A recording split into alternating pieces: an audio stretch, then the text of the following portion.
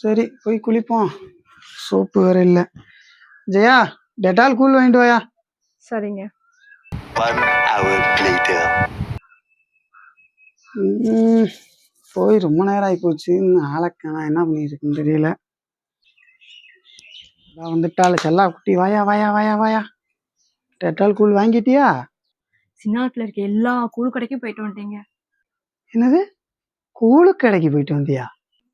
அரிசி கூழ் இருக்குன்றான், தெனை கூழ் இருக்குன்றான், கம்மங்கூழ் இருக்குன்றான், சோளக்கூழ் இருக்குன்றான், வரவு கூழ் இருக்குங்கிறான், கம்மங்கூழ் இருக்குன்றான். ஆனா நீங்க கேட்ட டெட்டால் கூழ் மட்டும் இல்லையா. சோப்பு வாங்கிட்டு வர சொன்னா நீ கூழு கடைக்கு எதுக்கியா போன? என்னங்க லூஸ் மாதிரி பேசிட்டு இருக்கீங்க?